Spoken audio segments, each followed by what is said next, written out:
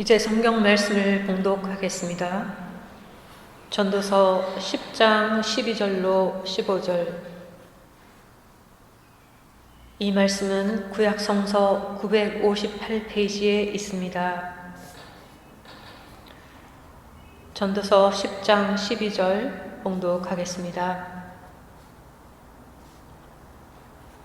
지혜자의 입의 말들은 은혜로우나 우매자의 입술들은 자기를 삼키나니 그의 입의 말들의 시작은 우매요 그의 입의 결말들은 심히 미친 것이니라.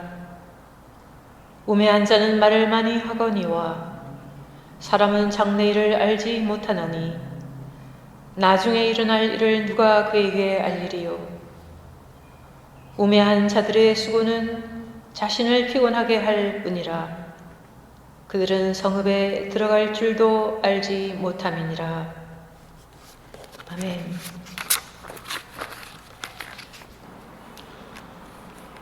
오늘 말씀 제목은 내 가는 길의 시작과 끝입니다. 제가 어렸을 때 들은 말이 기억이 나는데, 공산당은 말이 많다 그랬어요. 왜 공산당은 말이 많을까?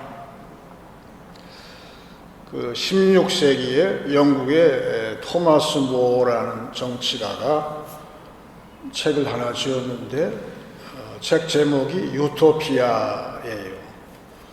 이상적인 사회다. 그런데 그 뜻은 세상 어디에도 없는 섬이다, 그런 뜻인데, 공산당은 지상낙원을 설명하기 위해서, 그거를 선전하기 위해서 온갖 교원 영색을 해야 되기 때문에 말이 많다. 근데 그에 비해서 믿는 자는 말이 많은 것이 아니라 믿게 되면은 말을 잘하게 되죠. 왜 잘하게 하시는가 하면은, 요새 트럼프라는 사람이 하는 말이 있어요. 반대하는 사람 보고 하는 말이, 저 사람들은 매일 말만 하고 실천이 없다. All talk, no action. 실천을 못하는 것이 아니라 어디에서부터 해야 할지를 모른다는 것인데, 믿는 자는 어디에서부터 해야 할 줄을 아는 것은, 예수님은 지상낙원이 아니라 새하늘과 새 땅으로 가는 길을 제시하셨고, 자신이 그 문이라고 아예 선언을 하시고, 이 문에서부터 들어가면서 시작을 한다는 것이죠. 따라서 저와 여러분은 인생의 시작이 새롭게 되어서 이제는 그 길을 우리가 알고, 그 길 대신 예수님을 우리가 설명하기 위해서 하나님께서는 성령을 통해서 우리한테 말을 잘하게 하시는 것이죠. 그래서 예수님은 내가 가는 길에 항상 문이요 시작이 되시는 거예요. 옛날에는 그 등산 갈 때만 배낭을 매는 줄 알았더니만, 요새는 남녀노소 할 것 없이 아무나 뒤에다가 백팩을 메고선 거리를 활보하는 시대가 되었는데, 적당히 무거운 짐을 지고 하게 되면 오히려 걷는 게 더 쉬워지는 것이죠. 그거는 아주 이치가 좋은 말이 되는 것인데, 그런데 지지 말아야 할 것이 있는데 괜히 지고 가는 게 있어요. 그거는 가장 무거운 짐인 죄의 짐을 지고 가면서도 그게 짐인 줄 모르는데, 근데 큰일 나는 거예요.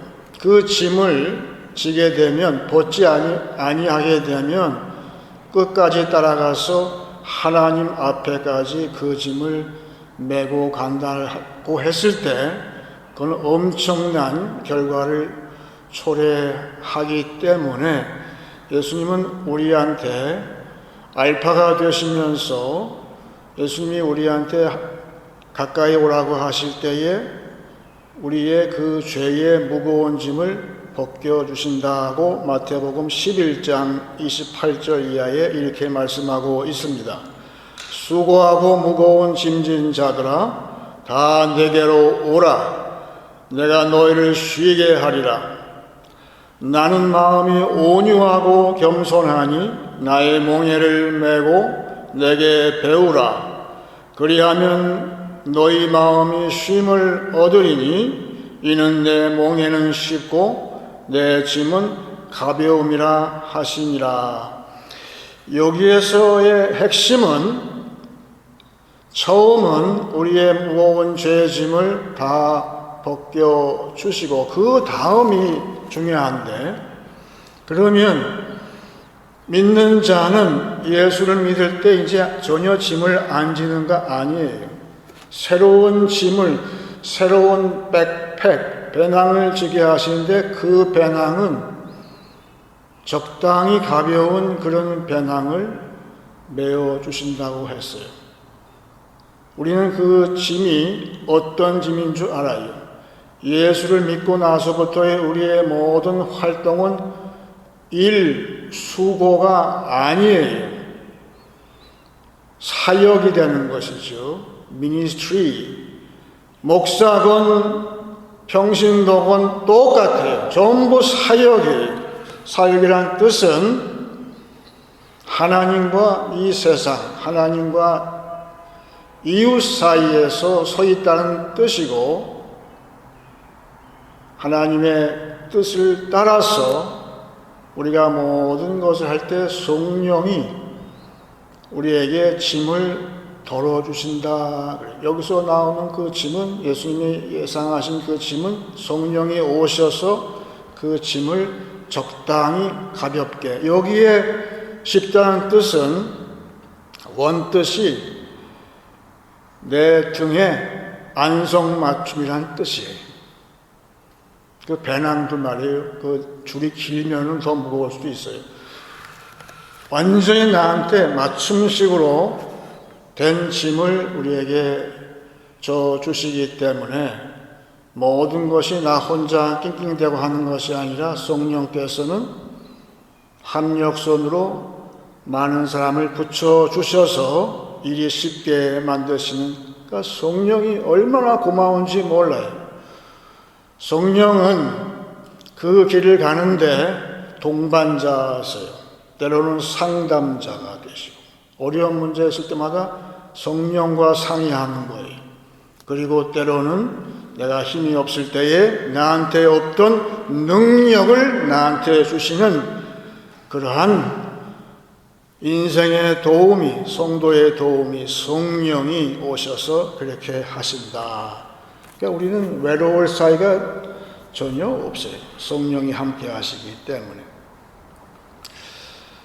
그 인간의 굴레 혹은 달과 유펜스라는 이야기를 지은 영국의 서머셋 모음이라는 작가가 있었는데, 이분이 점심이라는, 런치라는 짧은 글을 지었어요.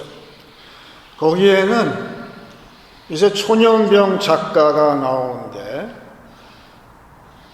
편지가 와서 어떤 여자가 좀 만나자는 거예요. 당신 글을 내가 읽고 감동받아서 한번 만나고 싶은데 내가 마침 파리로 갈 기회가 있어서 좀 만날 수 있냐 했더니만 이 총각이 후끈 달았어요. 자기를 좋아한다고 하니까 자기 글을. 그래서 만나는데 만난 장소가 심상치가 않아요. 파리에서 가장 비싼 호텔의 레스토랑에서 만나자. 지갑을 보니까 한 달 이제 남은 돈 가지고 살아야 되는데 그 비싸면 그거 돈 다 이제 지불하게 생겼기 때문에 망설이다가 용기를 내서 만났어요. 그랬더니 이 여자가 보니까 파리 청산 유수예요. 그래서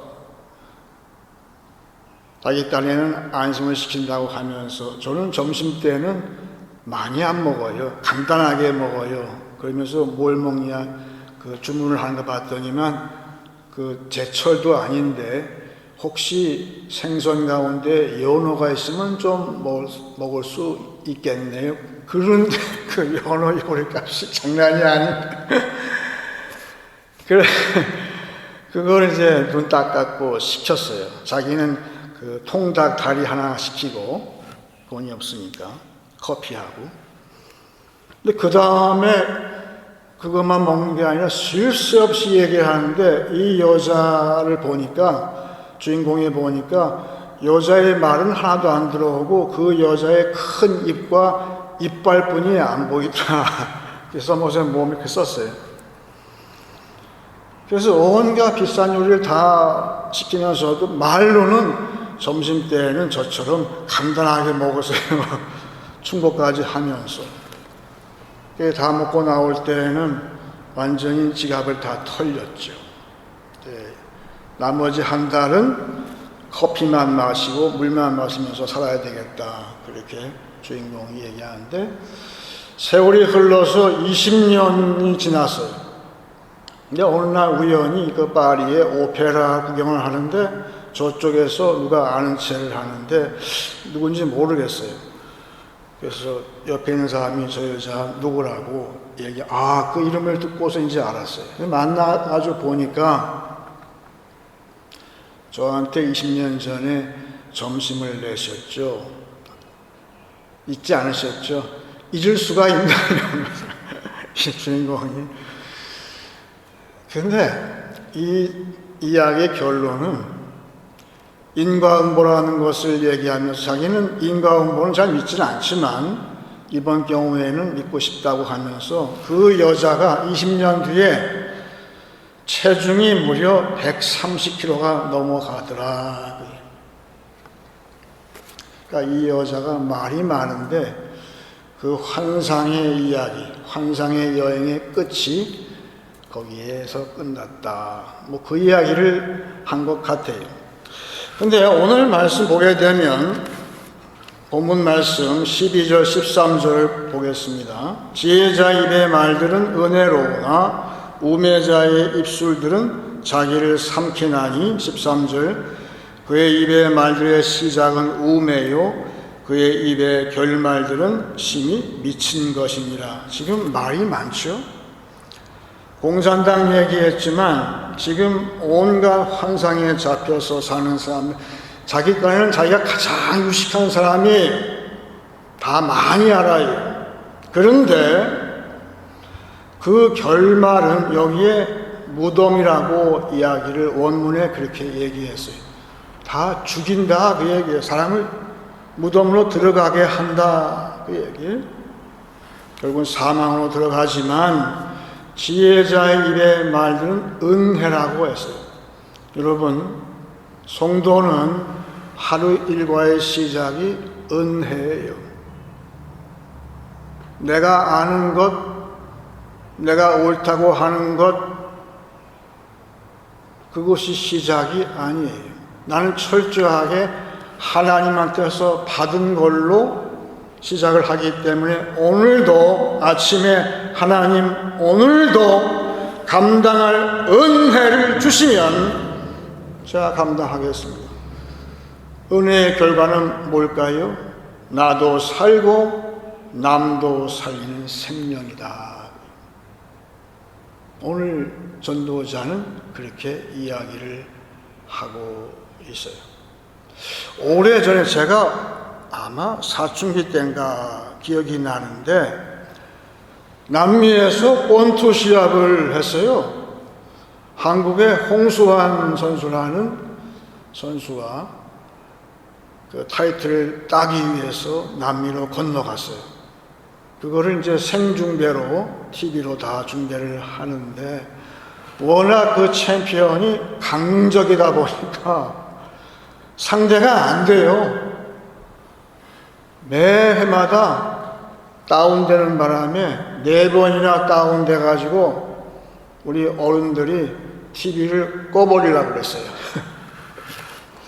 혹시나 하고 기다렸는데 이 홍수환 선수가 벌떡이 나더니만 그 다음에 배에서 몰아쳐가지고는 상대방을 KO패를 시켰어요. KO승을 한 거죠. 그때 이 홍수환 선수가 고국에 있는 자기 어머니한테 전화하는 장면이 아주 지금도 기억이 나요. 엄마, 나 챔피언 먹었어. 그게 아주 유명한 말이에요. 근데 여러분, 홍수환 선수의 어머니가 평안도 분인데 신앙이 좋은 분이었던 것 같아요. 지금도 홍수환 선수가 믿음이 좋죠. 믿는 자. 왜 믿는 자는 살면서 다운은 수태 없이 당해요. 넘어져요. 비틀거리고 자빠지고 한 대 맞아서 땅에 넘어지려 하지만 우리 믿는 자에게는 KO패라는 것은 없어요. 넉아웃이 없어요. 왜 없느냐? 그걸 이사야가 잘 이야기하고 있어요. 이사야 40장. 여러분, 이사야 40장의 시작은 뭔지 압니까? 하나님의 은혜로 죄 사함 받는 것, 모든 죄가 탕감받는 데서부터 이사야 40장 시작이 되고 그 결론에 가서 40장 28절입니다. 너는 알지 못하였느냐? 듣지 못하였느냐? 영원하신 하나님 여호와 땅끝까지 창조하신 이는 피곤하지 않으시며 곤비하지 않으시며 명철이 한이 없으시며 피곤한 자에게는 능력을 주시며 무능한 자에게는 힘을 더하시나니 소년이라도 피곤하며 곤비하며 장정이라도 넘어지며 쓰러지되 오직 여호와를 앙망하는 자는 새 힘을 얻으리니 독수리가 날개치며 올라감 같을 것이요 다름박질하여도 곤비하지 아니하겠고 걸어가도 피곤하지 아니하리로다. 이사야의 말씀의 핵심은 이 모든 벌떡이 나서 사전 5기가 아니라 99전 100기가 가능한 이유는 오직 여호와를 앙망하는 데 있다는 거예요. 앙망이라는 뜻은 하나님을 바라본다는 뜻이에요. 우리는 예수가 내 가는 길의 시작이에요.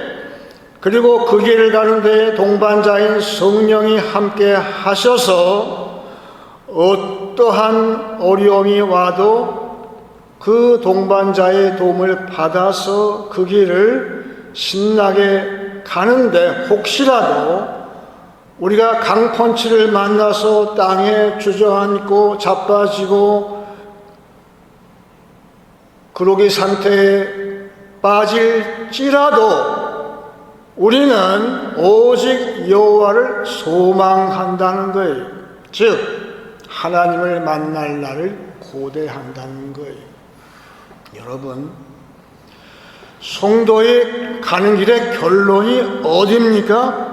우리 하나님, 선하신 하나님을, 우리 구원의 하나님을 만나는 날을 손꼽아 기다리는 소망을 할 때에 놀라운 사실은 교회와 성도가 하나님을 바라보고 앙망할 때, 소망할 때 지금 현재 내 손과 발에 힘이 생겨서 벌떡 일어나서 현실을 초월하는 능력으로 앞으로 전진하고 결국은 이기게 하신다고 하는 거예요. 오늘 말씀에 14절 보시게 되면 우매한 자는 말을 많이 하거니와 사람은 장래일을 알지 못하나니 나중에 일어날 일을 누가 그에게 알리리. 여러분, 전도서 잘 보세요. 전도서는 절대로 헛된 책이 아니 반대예요. 우매한 자들은 말을 많이 해서 선전을 많이 해서 그것이 가야 할 길처럼 아주 그렇게 하지만 결국은 파멸과 멸망과 사망으로 사람들을 이끌지만 교회의 강단은 현실을 얘기하는 것이 아니라 장래일을 사람들한테 이야기를 해줘야 되는 거예요. 교회 목사는 현실에 대한 얘기를 할 필요가 없어요.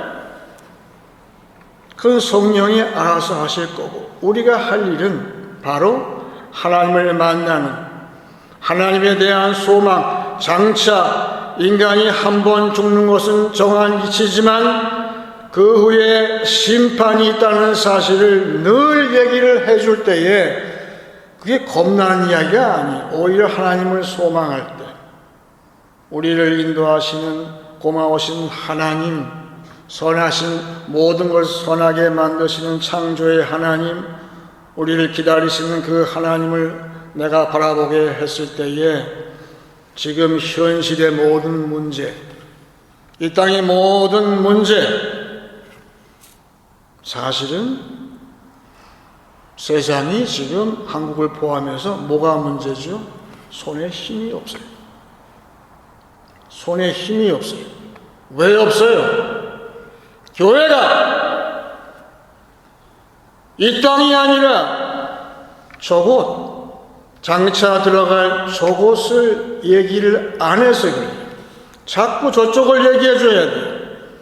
저쪽을 얘기해 줄 때에 하나님과의 만남, 우리 길의 마지막 오메가를 얘기해 줄 때에 우선 교회가 힘을 얻고 세상이 지금 필요한 모든 능력을 받게 되니 이것이 놀라운 신비라 할 수가 있는 것이죠. 제가 20대 때 프란츠 카프카라는 사람이 지금 송이라는 책을 참 좋아했어요. 거기 보게 되면 그때 제가 건축 공부를 하고 있었는데 거기 나온 주인공이 저하고 비슷하더라고요. 이름이 K라고 되어 있어요. 제가 이니셜이 K니까. 그리고 측량기사라고 거기 책에 나오는데 저도 건축을 하니까 아주 유심히 봤는데 문제는 이 K라는 주인공이 어떠한 유럽의 중세성에서 초빙을 받았어요. 그런데 그 성에 일을 하려고 들어갈 때마다 거부가 돼요. 들어갈 수가 없는 거예요. 항상 좌절 또 실망하고 오늘도 못 들어가네. 내가 일을 하고 싶어서 왔는데 일을 못 하는 거예요. 끝까지 이 K는 그 성에 들어가지 못한다는 것이 그 이야기. 그 인생이 그렇다는 거예요. 카프카의 마음에 어떤 것이 있었는지 잘 모르겠지만 이거는 인간이 진짜 해야 할 일을 못하는 그러한 현실을 이야기했는데 오늘 말씀 마지막 절에 나옵니다. 15절에 우매한 자들의 수고는 자신을 피곤하게 할 뿐이라 그들은 성읍에 들어갈 줄도 알지 못함이니라. 제가 주석을 다 봤는데 마지막에 우매자들이 성에 들어갈 줄도 알지 못한다고 그 뜻이 무엇인가? 말로는 뭐 청산유수요. 다 안다고 하는데 아주 간단하게 성에 들어가는 문들도 들어가지 못한다. 그렇게 해석이 나와 있는데 정작 이 말의 해석은 요한계시록에 나와 있더라고요. 장차 하나님의 성에 들어갈 텐데 그게 우리 길의 마지막 끝이에요. 그런데 그 성에 들어갈 수 있는 사람은 권세가 있는 사람이다라고 되어 있어요. 오직 권세가 있는 자들은 그 성에 들어가되 권세가 없는 자는 그 성에 들어갈 수 없다라고 되어 있어요. 그 권세가 뭘까요? 우리 인생의 시작이, 내 가는 길의 시작은 아까 분명히 예수님이라고 그랬어요. 내가 예수를 믿을 때 나한테 뭘 주시죠?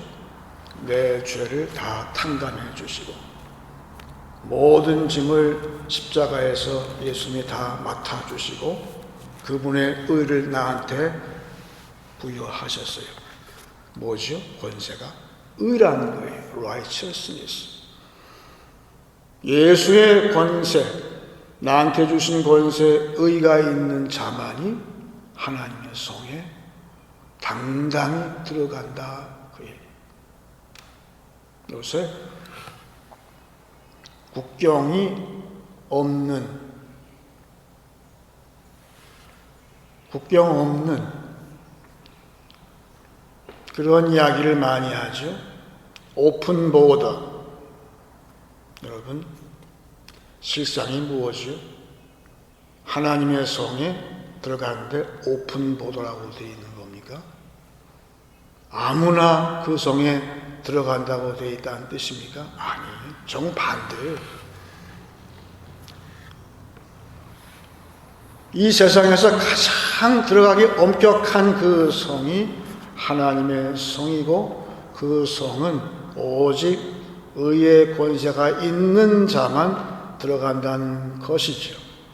그래서 우리는 장차 내가 걸어가는 길의 마지막에 그 성이 있는데 믿음의 권세인 의를 가지고 하나님의 성에 우리는 들어가기 때문에 그래서 오늘 내 가는 길이 아무리 어려워도 우리는 갈 수 있는 것이고 오늘 성령 강림 주일인데 성령 강림하셔서 우리한테 해 주시듯이 지금 우리와 함께 성령이 함께 하시기 때문에 이 모든 길을 동반자 되시는 성령과 근데 성령은 항상 우리에게 우리의 길의 시작을 항상 되돌아보게 하시고 또한 어려울 때마다 내가 넘어질 때마다 하나님을 앙망함으로 그 소망을 가지고 그 성에 들어갈 권세가 너희 안에 있느냐 늘 확인하고 죄에 오염되지 않도록 그 모든 권세가 힘해지지 않도록 오늘도 항상 이 죄에 대해서 경각심을 가지고 살기를 바란다. 그렇게 우리한테 권면을 하고 있는 것이죠. 이제 말씀을 정리하겠습니다. 예수님은 내 가는 길의 문이요 시작이십니다.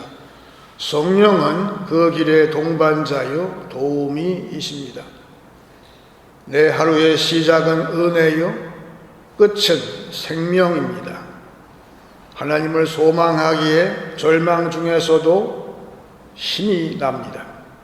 믿음의 권세 의를 가지고 하나님의 성에 들어가시기를 축원합니다. 이제 찬송 521장 하시겠습니다.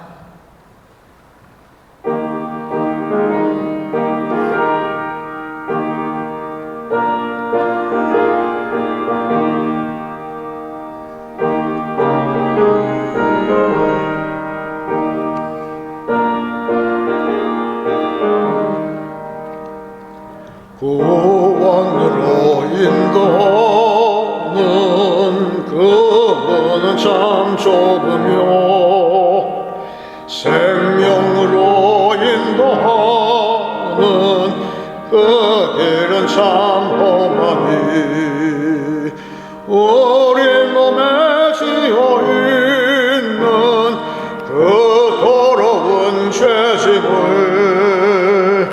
하나 없이 벗어놓고 힘써서 들어갑시다. 구원으로 인도하는 그 좁은 문 들어가 영생으로 인도하는 그 생명길 갑시다. 이 세상에 많은 사람 큰 문으로 들어가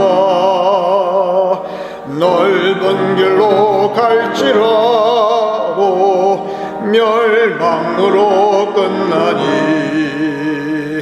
세상 못된 부귀영화 모두 내어버리고 주의 말씀 순종하여 그 생명길로 갑시다.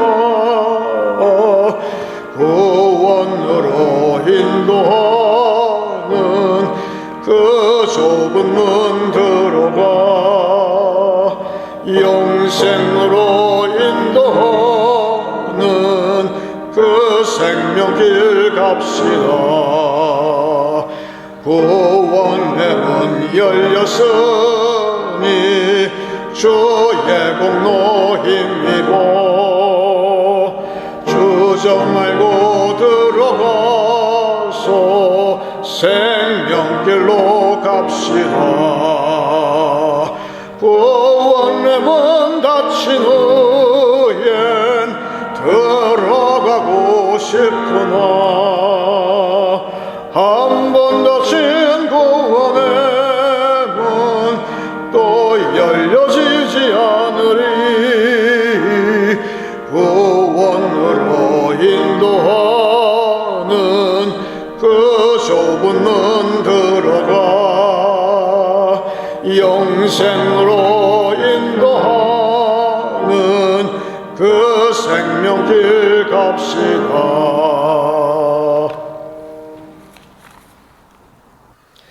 이제 기도할 때 제가 먼저 요한계시록 22장을 읽고 같이 기도하기 원합니다. 또 내게 말하되 이 두루마리의 예언의 말씀을 임봉하지 말라. 때가 가까우니라. 불의를 행하는 자는 그대로 불의를 행하고 더러운 자는 그대로 더럽고 의로운 자는 그대로 의를 행하고 거룩한 자는 그대로 거룩하게 하라. 보라, 내가 속히 오리니 내가 줄 상이 내게 있어 각 사람에게 그가 행한 대로 갚아주리라. 나는 알파와 오메가요 처음과 마지막이요 시작과 마침이라. 자기 두루마기를 빠는 자들은 복이 있으니 이는 그들이 생명나무에 나아가며 문들을 통하여 성에 들어갈 권세를 받으려 함이로라. 개들과 점술가들과 음행하는 자들과 살인자들과 우상 숭배자들과 및 거짓말을 좋아하며 지어내는 자는 다 성 밖에 있으리라. 다 같이 기도하겠습니다.